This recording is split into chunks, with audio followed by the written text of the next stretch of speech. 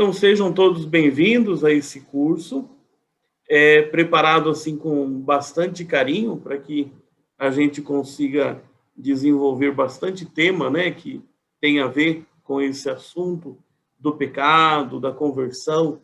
Aqui, quando a gente fala penitência, é como a própria imagem, ela já ajuda a gente a pensar o próprio sacramento da confissão. Eu vou mostrando aqui para vocês como é que vai ser um pouco o nosso percurso. Deixa eu só conseguir. Ótimo. Então, nós estamos na aula 1. O nosso curso ele tem 6 encontros, entre 1h15, 1h30, é o que a gente espera como duração do curso. Claro que vocês podem chegar e sair a hora que quiserem. Também não tem nenhuma necessidade de ficar com a câmera aberta, com o microfone. Geralmente eu deixo o microfone mudo e depois, na hora da partilha, eu reabilito para que a gente possa trocar algumas ideias. Da minha parte, no curso, isso vocês, no material que receberam, tem lá, a minha função é oferecer o máximo de texto, algumas reflexões extras para que possa aprofundar mais, mas fiquem muito à vontade de fazer o curso dentro do ritmo de vocês. Ainda que a gente tenha, em algum momento, algum exercício para verificar as ideias, algumas coisas, mas fiquem muito tranquilos quanto a isso, porque vocês caminham dentro dos passos que foram o razoável, né? Nessa aula de hoje, a gente vai falar sobre o pecado. Então, eu vou apresentar para vocês uma descrição do pecado, como que seria assim, né? Como é que a gente fala, o que é o pecado? Então, a gente vai ver uma descrição. Como todas as descrições, sempre tem os seus limites. E o problema, voltando aqui, o problema é da confissão nos dias de hoje. Se fala muito que as pessoas estão perdendo o sentido do pecado. Quer dizer, é como se o pecado fosse banalizado, como se não houvesse uma preocupação, né, com o pecado. A gente vai olhar um pouco a raiz disso, por que isso acontece. E ao longo do processo, do curso, a gente vai pensar caminhos para evangelizar, para falar do pecado, mas falar do pecado dentro de uma abordagem que as pessoas consigam compreender. Então, a gente sempre organiza assim, essa parte de instrução, eu sempre faço gravada, e depois é ela que fica disponível também no canal, para as pessoas poderem assistir as aulas depois. Vamos olhar aqui o roteiro da aula. Então, hoje a gente vai situar esse curso que a gente faz, Pecado e Penitência, dentro da teologia e dentro das ciências humanas, para não parecer apenas um curso pingado, isolado. Ele está dentro de uma parte da teologia, no caso, a teologia moral, mas dialoga também com outras coisas, com a psicologia, com a sociologia. Tem muito pensamento psicológico dentro das teorias psicológicas que ajudam a gente a entender o tema do pecado, como algumas coisas também da ciência, sociologia, que ajuda a gente a compreender algumas tendências da atualidade. Depois a gente vai olhar, então, o problema do pecado, a gente vai olhar uma descrição e algumas dificuldades nessa própria descrição, e o problema da confissão nos dias de hoje. Depois vocês vão ter uma atividade em grupo ou individual. Aqui é tudo com o máximo de liberdade. Na hora do tempo da atividade em grupo, se você não quiser fazer em grupo, quer ir ao banheiro, quer fazer um intervalo, você pode fazer sozinho também, não tem dificuldade. A plataforma ela vai dividir vocês em grupos, então vão ficar separadinhos em salas, né? E aí vocês vão poder se apresentar, contar um pouquinho de vocês, se quiserem, né? E depois responder alguma coisa que faz parte dessa aula de hoje, desse encontro. E depois a gente retorna para a partilha daquilo que vocês conversarem e mostrar um pouco o material de apoio, um pouco qual que é o processo que a gente vai fazer.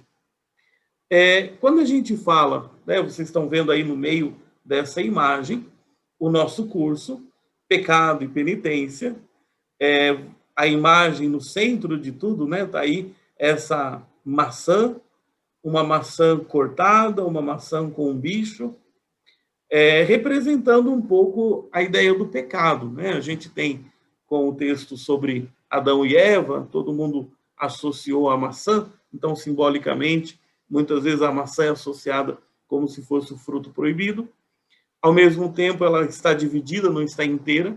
A experiência do pecado faz a gente se sentir com uma ruptura dentro da gente. Eu queria ser assim, mas não sou. Eu queria fazer dessa maneira, mas não consigo. Então, essa ideia da divisão, de não estar inteiro, né, não corresponder a uma integridade. E, ao mesmo tempo, o verme que está ali, que mostra também o lado podre, o lado perecível. E, por outro lado, o nosso curso também tenta jogar luz a essa experiência tão importante sobre a confissão. Agora, esse nosso curso, que tem uma duração mais ou menos de 9 horas, ele está entre um monte de coisa no meio. Então, a gente tem, ao meu lado da esquerda, que acredito que vocês estão vendo na esquerda também, a gente tem a teologia. Tem todos os dados da nossa fé, da nossa vida, que a gente acredita, a nossa vida cristã. Então, o que vai ajudar a gente a compreender esse curso? Por um lado, aprofundar algumas coisas da teologia e da nossa fé. No centro de tudo, a gente tem a pessoa de Jesus Cristo. Então, para nós, a semana que vem a gente vai olhar no Antigo Testamento como é que pensa o pecado, como é que fala do pecado. Na outra semana, a gente vai olhar o Novo Testamento, mas o centro de tudo para a gente é a pessoa de Jesus Cristo. Então, quando a gente falar de pecado, de santidade, de pecado, de conversão, de vida virtuosa, de vida na graça, tudo isso tem uma referência muito grande à pessoa de Jesus Cristo. Então, no fundo, tudo o que que a gente vai falar em termos de teologia gira a partir da pessoa de Jesus Cristo, a partir daquilo que a gente tem nos evangelhos, a partir daquilo que a gente tem nas Sagradas Escrituras, num certo conjunto. Dentro disso, a gente olha o Antigo Testamento, simbolizado aí nessas tábuas da lei, que a gente tem os 10 mandamentos, numa versão aí do hebraico, e que simboliza o quê? O que a gente vai chamar de vida em Deus, de vida na graça, de uma vida inteira, de uma vida inteira no sentido de não na metade, de não incompleta, né? Uma vida na sua integridade, na sua inteireza, é uma vida também como o povo no Antigo Testamento procurou ser fiel a Deus. Então, a gente vai se debruçar um pouco, a semana que vem, principalmente, em alguns textos, alguns termos que mostram a experiência do povo de Deus. Então, a ideia de pecado, se eu mostro para você essa caneta, eu estou falando de uma coisa, certo? Essa coisa aqui, você consegue medir, falar da extensão dela, você pode perceber o material dela, você pode falar do peso dela, pode falar de um monte de coisa. Isso é uma coisa. O pecado é uma coisa? Não. O pecado, você não vê ele andando por aí sozinho, né? Então, o pecado, ele é uma outra situação. A gente não vai falar que o pecado é uma coisa. Agora, a gente pode falar que o pecado é uma atitude, o pecado é um ato. Eu posso falar que o pecado pode ser uma relação em relação a Deus, né? O afastamento, por exemplo. Então, vai ser muito legal a gente olhar para essas coisas e tentar refletir sobre elas, pensar a nossa noção de pecado. Isso vai ser interessante. Agora, tem uma outra coisa importante que a gente não pode esquecer. Quando a gente reflete sobre o pecado, a gente reflete sobre um risco da nossa vida cristã não se desenvolver, não se desabrochar em tudo aquilo que ela pode ser. E por isso aí a gente tem essa representação da fonte sacramental, por assim dizer. Pensando na Eucaristia, mas ao mesmo tempo o cálice, aí ele também lembra uma pia batismal. Então, o pecado também significa, em algum certo sentido, uma espécie de não realização dessa vida de inserção em Cristo Jesus. E é interessante a gente olhar para isso, é interessante a gente observar esse momento, esse aspecto. Também, para a gente falar do pecado, a gente precisa olhar toda a tradição da igreja, o magistério, o ensinamento dos santos, e aí a gente tem a figura do Papa. Né? Como é importante, vocês vão receber, não nessa semana, eu acho que na outra, um texto que ele movimenta parte desse curso, mas eu não quero sobrecarregar vocês com um monte de leitura. Vocês já receberam o primeiro material de apoio, que é esse, como que uma apostila para o nosso encontro, mas a gente tem sínteses, tem textos que ajudam a gente a pensar sobre o pecado, a conhecer algumas coisas importantes sobre o pecado, que é a doutrina da nossa igreja.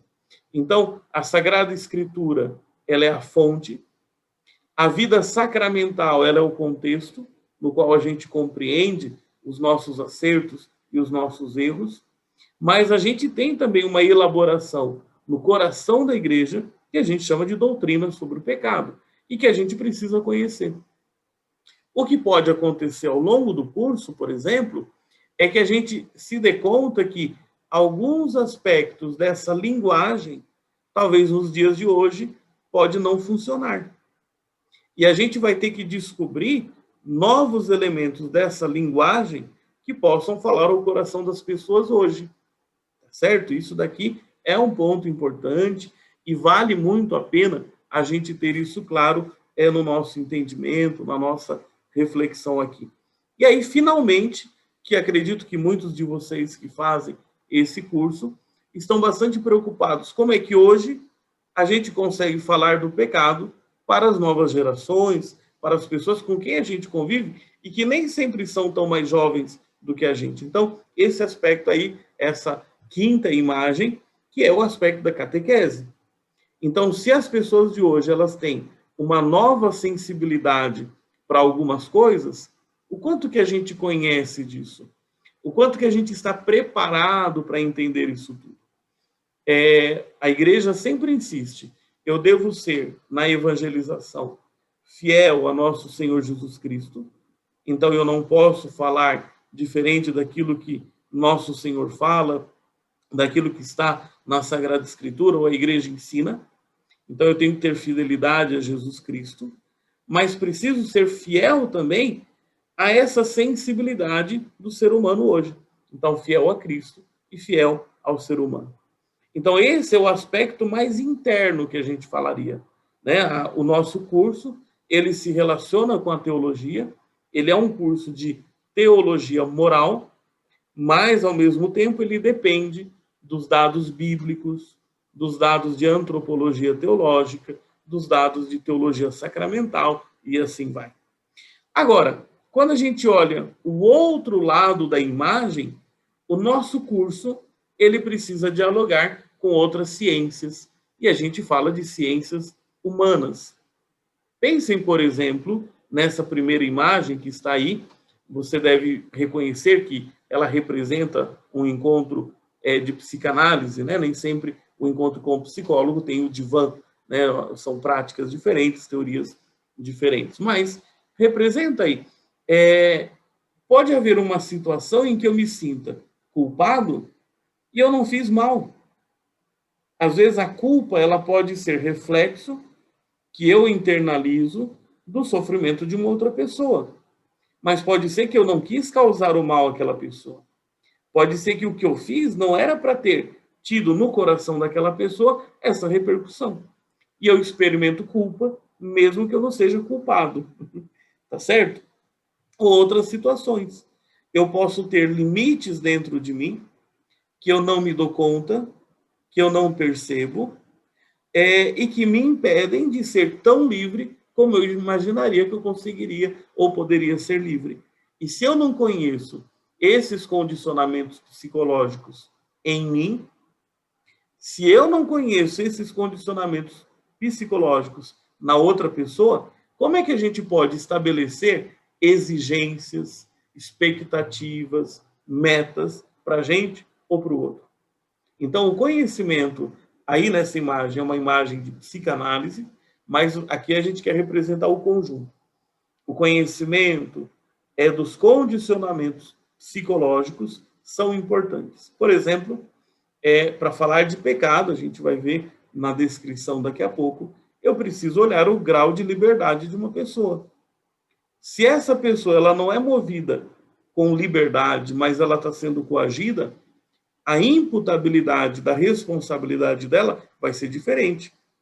Ou, por exemplo, vamos imaginar uma cena horrível, assim, a título de exemplo, né? Mas, sei lá, o irmãozinho de 4 anos está brincando com o outro irmãozinho de 2 anos e estão brincando na beira da piscina, mesmo que tenha família por perto e tal.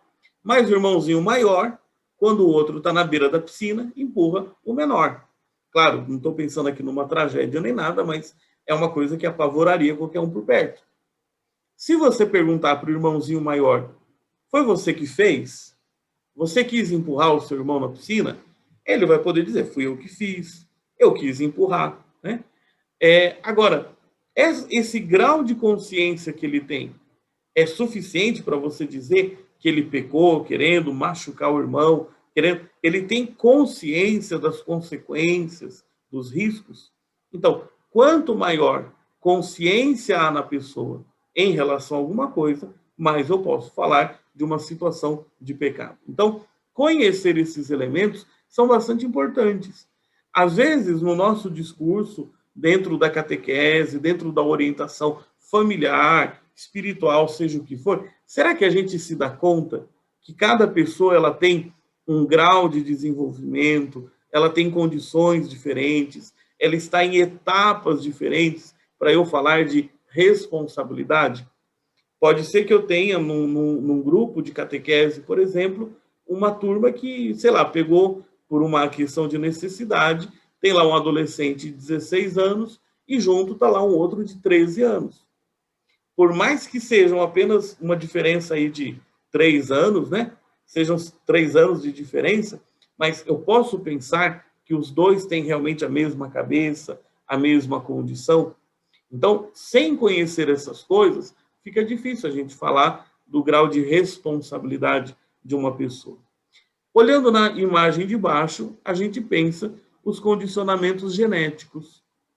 Algumas situações que podem ser biológicas, por exemplo, existe um hormônio, o cortisol, e que quanto mais ele está presente e ativo em uma pessoa, maior a sua irritabilidade, maior a sua dificuldade de se concentrar, maior a sua dificuldade de dormir, por exemplo, não é isso?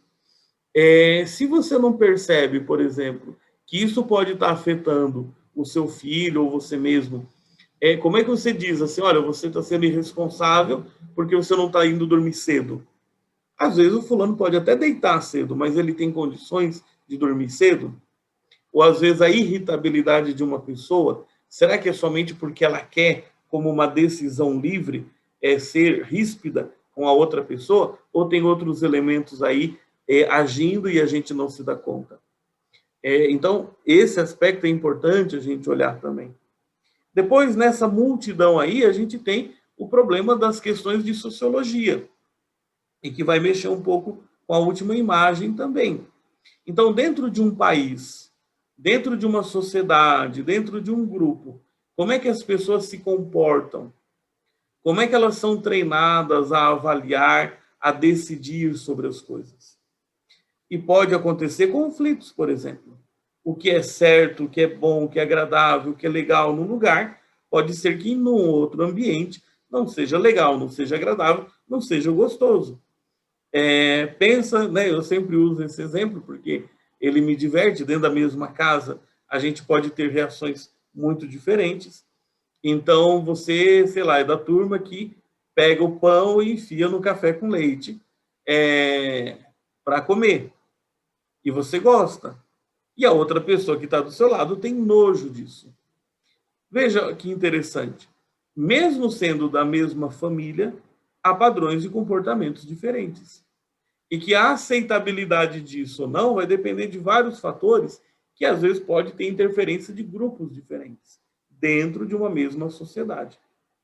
Então, como é que a gente fala, por exemplo, de violência como um pecado, quando a gente tem uma sociedade que é violenta?